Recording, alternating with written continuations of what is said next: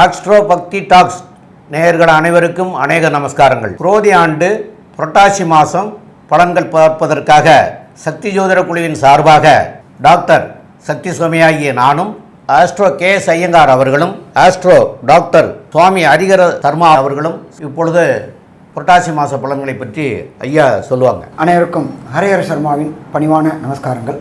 நாம் பொறுத்தளவுக்கு ஒவ்வொரு மாதமும் மாத பலன்கள் பார்க்குறோம், தமிழ் மாத பலன்கள் பார்க்குறோம், அதே போல் ஒவ்வொரு பெயர்ச்சி பலன்களும் பார்க்குறோம்.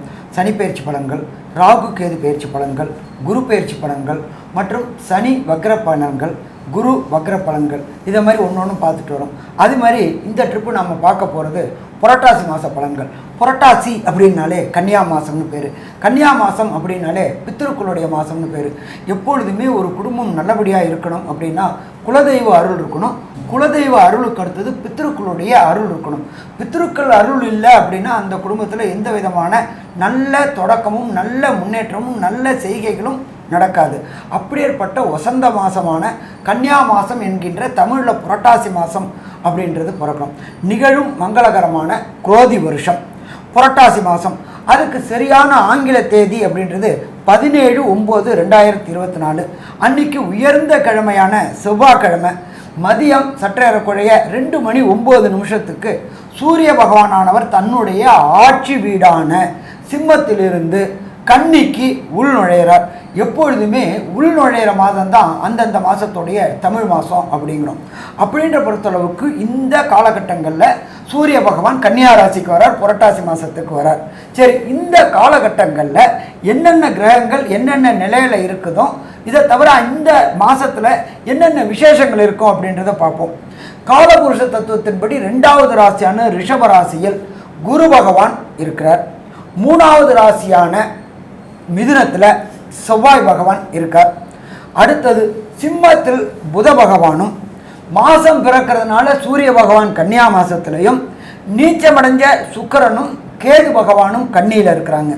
இதை தவிர சனி பகவான் இருக்கிறது அப்படின்றது பொறுத்தளவுக்கு தனது ஆட்சி வீடான கும்பத்தில் ஆட்சி பெற்று இருக்கார். இதில் பார்த்தோம் அப்படின்னாக்க அவர் வக்ரகதியிலையும் இருக்கிறார். இதை தவிர காலபுருஷ தத்துவத்தின் 12ஆம் வீடு அப்படின்றது உயரிய வீடான மீனராசி. மீனராசியில் எம்பெருமான் ராகு இருக்கிறார். இந்த மாதிரி பிளானட்டரி பொசிஷனில் இந்த மாதிரி கிரக நிலவரத்தில் இந்த புரட்டாசி மாதம் ஆரம்பமாகுது. சரி, இந்த புரட்டாசி மாதம் அப்படின்னா என்னென்ன விசேஷங்கள் இருக்குது அப்படின்றத ஃபஸ்ட்டு பார்ப்போமா. புரட்டாசி மாதம் பிறக்கிறது 17/9/2024 செவ்வாய்க்கிழமை. அன்னைக்கு மத்தியானம் 2:09 சூரிய பகவான் கன்னியா ராசியில் வரார். அதுக்கு சூரிய பகவான்றதுனால புரட்டாசி மாதம். அதுக்கு அடுத்தது அப்படின்றத பொறுத்தளவுக்கு 18/9/2024. இப்போ நம்மளை பொறுத்தளவுக்கு பித்திருக்களுக்கு காரியம் செய்யக்கூடிய நாட்கள் அப்படின்றத பொறுத்தளவுக்கு மாலையபக்ஷம், அதுக்கு அடுத்தது ஆடி அமாவாசை, அதுக்கு அடுத்தது தை அமாவாசை. இந்த காலகட்டங்கள்.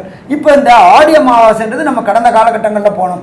அது அயனம் மாறக்கூடிய காலகட்டங்களில் உத்தராயணத்துலேருந்து தட்சிணாயணம் மாறக்கூடிய காலகட்டம் அப்படின்றது அந்த காலகட்டங்களில் சூரிய பகவான் இருக்கிறது கர்க்கடகத்தில் இருப்பார். அதனால் அந்த சூரியன் அயனம் மாறக்கூடிய காலகட்டங்களில் பித்திருக்களுக்கு உண்டான தர்ப்பணங்களும் புனித காரியங்களும் செய்யக்கூடிய காலகட்டங்கள். அதுக்கு அடுத்தது வருது புரட்டாசி மாதத்தில் மகாலய அமாவாசை. இந்த மகாலய அமாவாசை அப்படின்றது 18/9/2024 அன்னைக்கு தொடங்குது. அதுக்கு பேர் பக்ஷம் தொடங்குறதுன்னு பேர். மாலைய பக்ஷம் ஆரம்பம்னு பேர். பக்ஷம் ஆரம்பம் அப்படின்னா ஒரு பட்சத்துக்கு சற்றேறக்குறைய 15 நாட்கள். பௌர்ணமியில் இந்த மாலைய பக்ஷம் ஆரம்பமாகுது. அதுலேருந்து தொடர்ந்து 15 நாளும் பித்ருபட்சம் அப்படின்னு சொல்லுவோம். பித்ருபட்சம் அப்படின்னாக்க நீத்தார்களுக்கு, நம்மளுடைய முன்னோர்களுக்கு ஒரு சில பேர் திதிகள் தர்ப்பணங்கள் கொடுக்காமல் இருப்பாங்க. அலுவலக நிமித்தமாகவும் ஒரு சில பேர் வெளியூர் வெளிமாநிலம் வெளிநாடு போனதுனாலையும் அந்த வாய்ப்புகள் அமையாததுனாலையும் அவங்களால அந்த பித்ருக்களுக்கு திதி தர்ப்பணங்கள் கொடுக்க முடியாமல் இருக்கும். அவங்க எல்லாரும் இப்போ வரக்கூடிய வாய்ப்பை பயன்படுத்திக்கணும். எப்பொழுதுமே வாய்ப்புகள் அப்படின்னு நம்மளை தேடி வராது, அது வரும்பொழுது அதை நாம் பயன்படுத்திக்கணும். அப்படி வரக்கூடிய மாலை பட்சம் ஆரம்பம் ஆகிறது அப்படின்றது 18/9/2024 பக்ஷம் ஆரம்பம். சரி, இதுக்கு அடுத்தது பார்த்தோம் அப்படின்னாக்க உயர்ந்தது அப்படின்றது அமாவாசை. அதுக்கு பேர் மகாலய அமாவாசை அப்படின்னு பேர். அது 2/10/2024 புதன்கிழமை வருது. இந்த புதன்கிழமை அப்படின்னாக்க அமாவாசை அப்படின்னாக்க என்ன அப்படின்னாக்க சூரியனும் சந்திரனும் இணைந்து இருப்பது அமாவாசை. கன்னியா மாதத்தில் சூரியனும் சந்திரனும் இணைந்து இருக்கிற நாள் 2/10/2024 புதன்கிழமை. அந்த காலகட்டங்களில் அமாவாசைக்கு நம்ம தர்ப்பணம் கொடுக்கும்போது என்னென்ன பண்ணணும் அப்படின்றது சொல்லிடுறேன். மாலை பட்சத்தில் என்ன பண்ணணும்னு சொல்லிடுறேன். அமாவாசை அப்படின்னாக்க நெட்டியில் சமய சின்னங்கள் அணியக்கூடாது 1. அடுத்தது வீட்டில் சுவாமிக்கு தீபம் ஏற்றக்கூடாது 2. வாசலில் கோலம் போடக்கூடாது 3. இது 3ம் எப்போ பண்ணணும்? அந்த தர்ப்பணம் குடித்த பிறகு, பித்திருக்களுக்கு தர்ப்பணம் கொடுத்த பிறகு. எப்பொழுதுமே இந்த தீபம் எரிஞ்சாலும் சரி, வீட்டில் கோலம் போட்டிருந்தாலும் சரி, நெத்தியில் சமய சின்னங்கள் இருந்தாலும் சரி, பித்திருக்கள் நம்மளுடைய வீட்டிற்கு வரமாட்டார்கள். அப்போ தெய்வம் வரக்கூடிய காலகட்டங்கள்.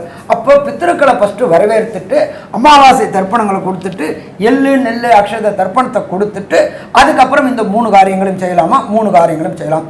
அப்போ இத்தனை காலகட்டங்கள் சாமி, நான் இதை மாதிரி வெளியூர் வெளிமாநிலத்தில் இருந்தேன், எனக்கு அங்கே ஆறு குளங்கள் நதிக்கரைகள் இல்லை, அங்கே தர்ப்பணம் பண்ணுறதுக்கு வச்சு கொடுக்க வாத்தியார் இல்லை, ஐயர் இல்லை அப்படின்னு நினச்சிட்டு இருந்தவங்க எல்லாருமே இந்த மாலை பட்சத்தில் கொடுக்கலாமா? கண்டிப்பாக கொடுக்கலாம். சரி, இதுக்கு அப்புறம் ஒரு சில பேருக்கு எங்கள் அப்பா அம்மா எங்கள் தாத்தா பாட்டி இறந்த திதியே தெரியாது, இறந்த நாள் தான் தெரியும் அப்படின்னு நினைக்கிறவங்களுக்கு 21/9/2024 அது என்ன அப்படின்னு கேட்டிங்கனாக்க மகாபரணி அப்படின்னு பேர். இந்த மகாபரணி நட்சத்திரம், மகாபரணி அன்னைக்கு யார் யாருக்கு இறந்தவங்க நாள், இறந்தவங்க திதி, இறந்த நேரம் எதுவுமே தெரியாதவங்க, நான் வெளியூரில் இருந்தேன், அப்பா எப்போ இறந்தாங்க, எப்போ ஜீவன் போணுச்சுன்னு தெரியாதவங்க அத்தனை பேரும் கொடுக்கக்கூடியது அப்படின்றது மகாபரணி அன்னைக்கு திதியும் தர்ப்பணமும் கொடுத்தா. சரி, இந்த திதி தர்ப்பணம் எங்கே கொடுக்கணும் அப்படின்னாக்க புனித நதிகளாக, அதாவது கங்கை, காவேரி, வைகை இதை மாதிரி இடத்துல கொடுக்கலாம்.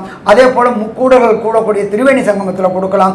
அதே போல் புனித தீர்த்தங்களில் ஊரில் உள்ள ஏரி காவேரியில் கொடுக்கலாம். அப்படி எதுவுமே இல்லை சாமி எங்கள் இடத்துல அப்படின்னா வீட்டில் உள்ள கிணறுக்கு பக்கத்தில் அதுவும் ஒரு நீர்நிலை தான், அதுலேயும் கொடுக்கலாமா? கொடுக்கலாம். சரி, இதுக்கு அடுத்தது பார்த்தோம்னாக்க 25/9/2026 மத்தியாஷ்டமி. இந்த மத்தியாஷ்டமி அப்படின்றத பொறுத்தளவுக்கு திதி தர்ப்பணங்கள் தெரியாதவங்க, திதி தர்ப்பணங்கள் கொடுக்காதவங்க, நாங்கள் எங்கள் இதில் இது மாதிரி பண்ணலை அப்படின்னு நினைக்கக்கூடியவங்க அத்தனை பேரும் இந்த 25/9/2026 அன்னைக்கு மத்தியாஷ்டமி அன்னைக்கு இந்த திதியும் தர்ப்பணமும் கொடுத்தா நம்மளுடைய கோத்திரதாயாதிகள் அப்படின்னா சட்டப்படி 64 கோத்திரதாயாதிகள் நம்ம கயாவில் போயிட்டு பல்குர்ணி தீர்த்தத்தில் என்ன பண்ணுவோம் அப்படின்னாக்க 64 பிண்ட பிரதானம் பண்ணுவோம். 64 கோத்திரதாயாதிகளுக்கும் பிண்ட பிரதானம் பண்ணுவோம். அது 3 பிண்ட பிரதானம் ஆக்கி ஒரு பிண்ட பிரதானத்தை கோ அப்படின்னாக்க சகல தேவதைகளும் வாசம் செய்கிறது கோவுக்கு கொடுக்கும்போது நம்மளோட பித்திருக்களுக்கு ஆசீர்வாதங்கள் கிடைக்குது. அதுக்கு அடுத்தது 2 பிண்ட பிரதானத்தை விஷ்ணுவோட பாதம், எல்லாமே நாராயணா சமர்ப்பயாமே அப்படின்னு சொல்றது, நாராயணனுக்குள்ளார தான் எல்லாருமே ஐக்கியமாறும். அப்போ அந்த விஷ்ணு பாதத்தில் 2 பிண்டம் வைக்கும்பொழுது நம்மளுடைய கோத்திரதாயாதிகள் அத்தனை 64 கோத்திரதாயாதிகளும் பரமபத வாசலுக்கு போகக்கூடியது. இத்தனை நாளாக அவங்க நம்மளோட வீட்டையே சுற்றிக்கிட்டு இருப்பாங்க. வீட்டில் சுற்றக்கூடாது. ஏன் அப்படின்னு கேட்டிங்கனாக்க வீட்டில் தெய்வம் வாசம் செய்யணுமே தவிர எக்காரணத்தை கொண்டு பித்திருக்கள் அந்த திதி கொடுக்குற அன்னைக்கு வந்துட்டு போனோம், மற்ற நாள் வரக்கூடாது. சரி, இதெல்லாம் முடிஞ்சு போச்சு, பித்திருக்களுக்கு எல்லாம் முடிஞ்சு போச்சு. அடுத்தது சுப நிகழ்வு எல்லாம் ஆரம்பமாக போகுது. எப்போ சுப நிகழ்வு ஆரம்பமாக போகுது? 11/10/2024 நமக்கு வெள்ளிக்கிழமை அன்னைக்கு சரஸ்வதி பூஜை. நம்மளுடைய தொழில் சிறக்கணும், நாம் செய்கின்ற வேலை தொடர் முன்னேற்றம் இருக்கணும் அப்படின்னாக்க சரஸ்வதி பூஜை அன்னைக்கு. அதே நாள்லேயே ஆயுத பூஜையும் இருக்குது. நாம் செய்கின்ற ஒவ்வொரு கருவியும், எழுத்தாளராக இருந்தால் அவங்களுக்கு பேனா, விவசாயி இருந்தால் ஏறு, இது எல்லாத்துக்கும் பூஜை செய்யக்கூடிய காலகட்டங்கள் 11/10/2024 வெள்ளிக்கிழமை.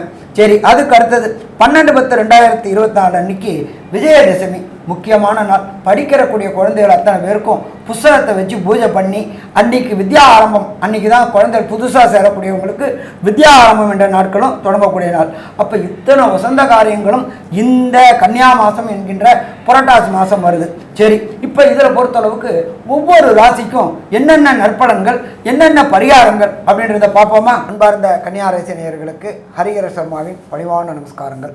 இந்த புரட்டாசி மாதம் உங்களுக்கு எப்படி இருக்க போகுது? அமோகமாக இருக்கும். என்ன சாமி எடுத்த விட்டே அமோகமாக இருக்குன்ட்டீங்க? ஆமாம், ராசி நான் புதனே உங்களிடத்துல ஆட்சி உச்சம் மூலத்திரிகோணம் பெற்றுட்டாரு. அங்கே யார் வந்தாலும் அவரை மீறி எந்த வேலையும் செய்ய முடியாது. அடுத்தது 12க்கு உண்டான சூரிய பகவானும் உங்கள் கூட சேர்ந்துட்டாரு. புத ஆதிபத்திய யோகம். என்ன சாமி புத ஆதிபத்திய யோகம் எல்லாருக்கும் வேலை செய்யுமா? கண்டிப்பாக இந்த கன்னியா ராசியை சேர்ந்தவங்களுக்கு என்னென்ன நட்சத்திரம் இருக்குது? மகம் பூரம் உத்திரம், உத்திரம் அஸ்தம் சித்திரை. அவங்களுக்கு இந்த புதனுடைய திசையோ அல்லது சூரியனுடைய திசையோ அல்லது புதனுடைய புக்தியோ அல்லது சூரியனுடைய புக்தியோ அல்லது புதனுடைய அந்தரமோ சூரியனோட அந்தரமோ வரும் இந்த 30 நாட்களில் கண்டிப்பாக வெற்றி வெற்றி வெற்றி கிடைக்கக்கூடியதில் எந்த விதமான மாற்றமும் கிடையாது. ஒன்று. அதுக்கடுத்தது அங்கே உள்ள சூரிய பகவானை பிரகஸ்பதியான குரு பகவான் அகப்பட்டவனுக்கு அஷ்டமத்தில் சனி, ஓடி போனவனுக்கு 9ல் குரும்பாங்க. கரெக்டாக கன்னியா ராசிக்காரனுக்கு ஓடி போனவனுக்கு 9ல் குரு வந்தாச்சு. அந்த பிரகஸ்பதி தன்னுடைய விசேஷ பார்வையான 5ஆம் பார்வையாக உங்களோட ராசியை செலுத்திட்டாரு. ராசிநாதனான புதனும் அங்கேயே இருக்கார். தொட்டதெல்லாம் தொடங்கக்கூடியது, வச்சதெல்லாம் விளங்கக்கூடிய காலகட்டங்கள். அடுத்தது வாக்குஸ்தானாதிபதியான சுக்கிர பகவான் அவரோட இடத்துல சப்பளம் போட்டு உட்காந்துருக்கிறாரு. அல்லோ அல்லன்னு அல்லுவார், கொட்டோ கொட்டோன்னு கொட்டுவார். நீண்ட நாட்களாக இந்த கன்னியா ராசியை சேர்ந்தவங்களுக்கு, சாமி எனக்கு திருமணமே ஆகலை, எதை வந்தாலும் எதுலேயும் தடை வந்துக்கிட்டே இருக்குது, தடை தாமதம் வந்துக்கிட்டே இருக்குது, நான் பொருத்தம் இருக்குன்னு சொன்னால் இன்னொரு ஜோசியர் பொருத்தம் இல்லைன்னு சொல்கிறாரு, இப்படியே தட்டி போயிட்டுருக்குன்னு நினச்சிட்டு கன்னியா ராசி என்பவர்களுக்கு இந்த புரட்டாசி மாதம் விஜயதசமிக்கு அப்புறம் கண்டிப்பாக நிச்சயதார்த்தத்துக்கு உண்டான காலகட்டங்கள் வந்துடும். அதே போல் வரக்கூடிய 11/5/2025 குரு மாறக்கூடிய காலகட்டங்களுக்கு முன்னாடி திருமணம் நடந்துருமா? திருமணம் நடந்துரும், கவலையே பட வேண்டிய தேவை கிடையாது. சரி, அடுத்தது 6ல் சனி பகவான். 6ல் சனி பகவான் இருந்தாலே அதீத தைரியம் குடிக்கக்கூடியது. முடிசூடா மன்னன்னு கூட சொல்லலாமா? கண்டிப்பாக சொல்லலாம். அடுத்தது 6 அப்படின்றது வேலை ஸ்தானம், அடிமை வேலை. 6ல் 6ஆம் அதிபதியான சனி பகவானே ஆட்சி பெற்றிருக்காரு. என்ன ஒன்று கொஞ்சம் வக்ரம் பெற்றிருக்கிறாரு. எத்தனை நாள் இருக்கிறாரு? 4/11 வரல இருக்கிறாரு. அதனால் இந்த காலகட்டங்களில் வேலை தேடிட்டு இருக்கிற கன்னியா ராசியை சேர்ந்த இளைஞர்களுக்கு கண்டிப்பாக வேலை கிடைக்குமா? வேலை கிடைக்கும். சரி, அந்த வேலை திருப்திகரமாக இருக்குமா? கண்டிப்பாக திருப்திகரமாக இருக்கும். ஏன்னா கர்மக்காரனான சனி பகவான் 6ஆம் இடத்துக்கு அதிபதியான சனி பகவான் அவரே அங்கேயே இருக்கார். வேலை கிடைக்கும். ரொம்ப நாளாக நானும் வேலை பார்த்துக்கிட்டே இருக்கேன் சாமி, எனக்கு உண்டான ரெகக்னைஸே கிடைக்கல. நமக்கு என்ன ரெகக்னைஸ்னா என்ன? 1 பணம், 2 பதவி உயர்வு. இது ரெண்டுமே இந்த புரட்டாசி மாதத்தில் உங்களுக்கு கிடைக்கக்கூடிய வாய்ப்புகள் உண்டாகுமா? வாய்ப்புகள் உண்டாகும். ஸோ மொத்தத்தில் பார்த்தோம்னாக்க புரட்டாசி மாதத்தில் ஏற்றமான காலகட்டம்னு சொல்லலாமா? ஏற்றமான காலகட்டம். சரி, சொல்லலாம். சரி, தொழில் செய்கிறவங்களுக்கு இந்த மாதம் எப்படி இருக்கும் அப்படின்றத விரிவாகவும் விளக்கமாகவும் டாக்டர் அஸ்ட்ரோ KS ஐயங்கார் அவங்க விரிவாகவும் விளக்கமாகவும் சொல்லுவாங்க. இந்த கன்னியா ராசியை பொறுத்தவரையிலும் பார்த்தீங்களேன்னா, கன்னியா ராசியில் ராசிநாதன் ஆட்சி பெற்று போயிருக்கிறது பெரிய விசேஷம். அதோட விசேஷம், ராசிக்கு 2ஆம் இடத்துல தனஸ்தான அதிபதினு சொல்லக்கூடிய சுக்கிரன் ஆட்சி பெற்று போயிருக்கார். இதன் மூலியமாக எதை தொட்டாலும் பணம் வரக்கூடிய வாய்ப்புகள் நிச்சயமாக உண்டு. தனக்காரகனான குருவினுடைய பார்வையில் உங்களுடைய ராசியே இருக்குது. எல்லா விஷயங்களும் பார்த்தீங்களா, உங்களுக்கு இவ்வளோ நாளாக பண கஷ்டம், மன கஷ்டம் இதெல்லாம் இருந்துகிட்டே இருந்துச்சு. இந்த புரட்டாசி மாதத்தில் உங்களுக்கு அது எல்லாத்தையும் தாண்டி அது எல்லாத்துலேயும் வெற்றி வாகை எல்லாத்தையும் உடைத்தெறிந்து வெற்றிய வாகை சூறக்கூடிய வாய்ப்புகள் நிச்சயமாக உண்டு. புதிய வேலை கிடைக்கக்கூடிய பாக்கியம் உண்டு. ஏன்னா 6ஆம் இடத்தில் இருக்கக்கூடிய சனி பகவான் உங்களுக்கு ஒரு நல்ல ஏற்றத்தை கொடுப்பார். சமசப்தமத்தில் இருக்கக்கூடிய ராகுவின் மூலியமாக உங்களுக்கு வெளிநாடு, வெளியூர், வெளிமாநிலத்திலிருந்து ஒரு நல்ல ஒரு ஏற்றமான செய்தி வரும். அதன் மூலியமாக முயற்சிகள் எல்லாம் கைகூடும். வெளியூர் போயிட்டு வரக்கூடிய பாக்கியம் நிச்சயமாக கிடைக்கும். இந்த மாதத்தில் பார்த்தடையானால் உங்களுடைய ராசிநாதன் ஆட்சி மூலத்திரிகோண வீட்டில் இருக்கிறதால நீங்கள் எடுக்கக்கூடிய டெசிஷன் எல்லாமே ரொம்ப தாட் ப்ரோவோக்கிங்காக இருக்கும். அதாவது என்ன சொல்கிறது, ஒரு தீர்க்க சிந்தனையுடன் எடுக்கக்கூடியதாக இருக்கும். அதை தவிர ஒரு பல ஆண்டுகள் இருக்கக்கூடிய ஒரு சிந்தனையில் எடுக்கக்கூடிய வாய்ப்புகள் நிச்சயமாக உண்டு. உங்களுடைய ராசிக்கு பார்த்தீங்கன்னா 9ஆம் இடத்துல இருக்கக்கூடிய குரு பகவான் நல்ல ஒரு ஏற்றத்தை கொடுக்க போகிறார். அவர் உங்களுடைய ராசிக்கு 4ஆம் இடத்தை பார்க்கறதுனால படிக்கக்கூடிய மாணவர்களுக்கு ஒரு நல்ல ஒரு ஏற்றம் கிடைக்கும். 5ஆம் இடத்தை குரு பகவான் பார்க்குறார். 5ஆம் இடத்தை குரு பகவான் பார்க்கும் பொழுது குழந்தை பிராப்தி ஏற்படக்கூடிய பாக்கியம் இந்த மாதத்தில் நிச்சயமாக உண்டு. ஏன்னா புத்திரகாரகனே புத்திர ஸ்தானத்தை பார்க்கறது நல்ல ஒரு ஏற்றத்தை கொடுக்கக்கூடிய காலகட்டமாக அமையப்போகுது. இந்த மாதத்தில் உங்களுடைய ராசிக்கு 2ஆம் இடம் அப்படின்னு சொல்லக்கூடிய தனம், வாக்கு, குடும்ப ஸ்தானத்தில் சுக்கிரன் ஆட்சி பெற்று போயிருக்கிறதன் மூலியமாக எந்த ஒரு விஷயமும் வெற்றிகரமாக நடக்கும். குடும்பத்தில் கணவன் மனைவிக்குள்ள நல்ல ஒரு அந்யோன்யம் இருக்கக்கூடிய காலகட்டம். ஏன்னா 12ஆம் அதிபதியும் உங்களுடைய ராசியிலே இருக்கார். அதனால் கணவன் மனைவிக்குள்ள நல்ல ஒரு அந்யோன்யம் இருக்கும். இருந்தாலும் நண்பர்கள் மூலியமாக சிறு சிறு தொல்லைகள் வந்தாலும் நிச்சயமாக பணம் வரக்கூடிய வாய்ப்புகள் உண்டு. வேற்று மாநிலத்தவர், வேற்று மொழியினர் மூலியமாக நல்ல ஒரு ஏற்றமான செய்தி வரக்கூடிய வாய்ப்புகள் உண்டு. முயற்சிகள் எல்லாம் வெற்றியடையும். ஏன்னா 3 8 அதிபதி பார்த்தோம்னா 10ஆம் இடத்துல போய் இருக்கார். மறைந்த இடத்துலேருந்து திடீர் பணம் வரும். ரியல் எஸ்டேட் துறையிலிருந்து ஆர்கிடெக்சராக இருக்கிறவங்க அவங்களுக்கெல்லாம் பெரிய ஏற்றம் கிடைக்கும். அதாவது இந்த ரியல் எஸ்டேட் ஆர்கிடெக்ட் போடுறாங்கல்ல, பிஆர்க்குன்னு சொல்லுவாங்க இல்லையா, அதாவது டயக்ராம் போட்டு இது பண்ணுறாங்கல்ல, அவங்களுக்கெல்லாம் பெரிய ஏற்றம் கிடைக்கும். நிறைய ஜாப் ஆப்பர்ச்சுனிட்டிஸ் இந்த வாட்டி கிடைக்கக்கூடிய வாய்ப்புகள் நிச்சயமாக உண்டு. அதை தவிர பார்த்தேன்னா சேல்ஸ் பண்ணணும்னு வீடு வச்சுருக்கிற ஆளுக்கு சேல்ஸ் ஆகக்கூடிய வாய்ப்புகள் இந்த மாதத்தில் கண்டிப்பாக கிடைக்கும். இந்த முயற்சிகள் எல்லாமே வெற்றி பெறக்கூடிய வாய்ப்புகள் உண்டு. ஆனால் சில நாட்கள் வந்து இந்த முயற்சிகளை தள்ளி வைப்பதுனால அந்த நாட்களை வந்து சந்திராஷ்டம நாட்கள்னு சொல்கிறோம். அந்த சந்திராஷ்டம நாட்கள் அப்போது வந்து என்ன செய்யலாம், அதை தவிர வந்து இந்த புரட்டாசி மாதத்தில் வந்து எந்த எளிய பரிகாரம் செய்தால் நல்ல ஒரு ஏற்றத்தை கிடைக்கும் அப்படின்றத பற்றி ஐயா கிட்டே கேட்போம். ரொம்ப அற்புதமாக தெளிவாக சொன்னீங்க ஐயா. இதில் சந்திராஷ்டம தினங்கள் அப்படின்னு சொல்லக்கூடியது வந்து கன்னியா ராசிக்காரர்களுக்கு 20/9/2024 வெள்ளிக்கிழமை காலையில் 9:32 முதல் 21/9/2024 சனிக்கிழமை 22/9/2024 ஞாயிற்றுக்கிழமை பகல் 12:19 வரைக்கும் சந்திராஷ்டம தினங்கள். இந்த சந்திராஷ்டம தினங்களில் தவிர்க்க வேண்டியது அப்படிங்கிறது ஒன்று பிரயாணம், ஒன்று புதிய முயற்சிகள். இது ரெண்டையும் தவிர்க்கிறது வந்து சால சிறந்ததாக இருக்கும். காரணம், ஒரே மனநிலை இருக்காது, அந்த மனநிலையில் தடுமாற்றங்கள் ஏற்படும். அதனால் இந்த நாட்களை வந்து புதிய முயற்சிகளுக்கும் பிரயாணத்துக்கும் தவிர்க்கிறது மிக மிக நல்லது.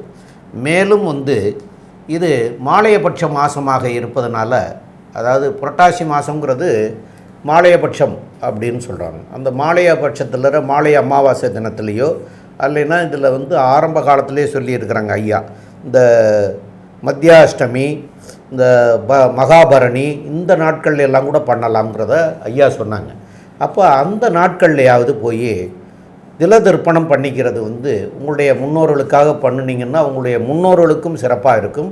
அந்த முன்னோர்களுடைய ஆசீர்வாதம் இதை செய்கிறதுனால உங்களுக்கும் கிடைக்கும், அது உங்களுடைய சந்ததிக்கும் போய் சேரும். அப்போ இந்த எங்கே போய் செய்யணும் அப்படின்னு கேட்டிங்கன்னா, ராமேஸ்வரத்துக்கு அருகிலற கடலில் வந்து திருப்புல்லானின்னு ஒரு இடம் இருக்குது. அங்கே வந்து கடலுக்குள்ளற நவகிரகம் இருக்குது. அந்த இடத்துல போய் செய்கிறது வந்து சால சிறந்ததாக இருக்கும். அங்கே போய் பண்ணிங்கன்னாலே ரொம்ப விசேஷம். இது வந்து உங்களுடைய முன்னோர்களுக்கும் புண்ணியம், உங்களுக்கும் புண்ணியம், உங்களுடைய வருங்கால சந்ததிக்கும் புண்ணியம். ஆக நல்லதை பெற முடியும். அதனால் அங்கே போய் பண்ணிக்கிறது சால சிறந்ததாக இருக்கும்.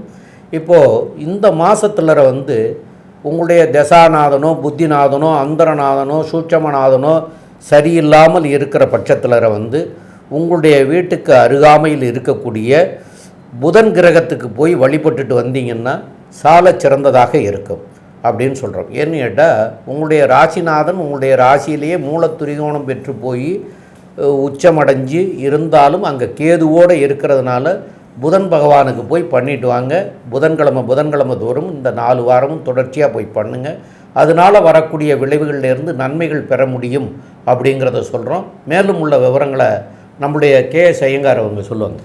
ஐயா, அற்புதமாக சொன்னீங்க. இந்த கன்னியா ராசிக்காரர்களை பொறுத்தவரையிலும் ஏற்றமான காலம். ஏன்னா ராசிநாதன் ஆட்சி பெற்று போயிருக்கார், 2ஆம் இடத்தில் அதிபதியும் ஆட்சி பெற்று போயிருக்கிறது பெரிய விசேஷம். 9ஆம் அதிபதி 2ஆம் இடத்தில் ஆட்சி பெற்று போகிறதும் 9ஆம் இடத்தில் குரு பகவான் இருக்கிறதும் பெரிய ஏற்றத்தை கொடுக்க போகிறது.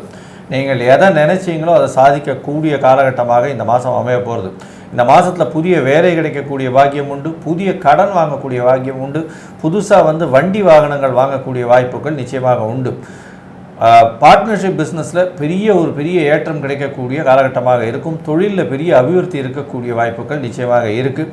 இந்த மாதத்தில் பார்த்தலையானால் குழந்தை பிராப்தி ஏற்படக்கூடிய பாக்கியம் நிச்சயமாக உண்டு. உடல் நலத்தில் சற்று கவனம் தேவை. ஏன்னா சூரியன் புதன் கேத்துவோட சம்பந்தத்தில் இருக்கிறதுனால உடல் நலத்தில் சற்று ஜாகிரதையாக இருக்கிறது ரொம்ப நல்லது. ஏன்னா 12ஆம் அதிபதி சூரியனும் சேர்ந்து இருக்கிறதுனால உடல் நலத்தில் சற்று பிரச்சனைகள் வரக்கூடிய வாய்ப்புகள் மிகவும் அதிகம். பணவரவிற்கு பஞ்சம் இருக்காது, கவலைப்பட வேண்டாம். தாய் தந்தை 2 பேருடைய உடல்நிலையில் நல்ல ஒரு ஏற்றம் இருக்கக்கூடிய காலகட்டமாக அமையும். மொத்தத்தில் பார்த்தலையானால் இந்த கன்னியா ராசிக்காரர்களுக்கு புரட்டாசி மாதம் ஒரு பொன்னான மாதமாக அமையப்போகிறது அப்படின்னு இந்த சக்தி ஜோதிட குழு சொல்லுது. நன்றி, நமஸ்காரம்.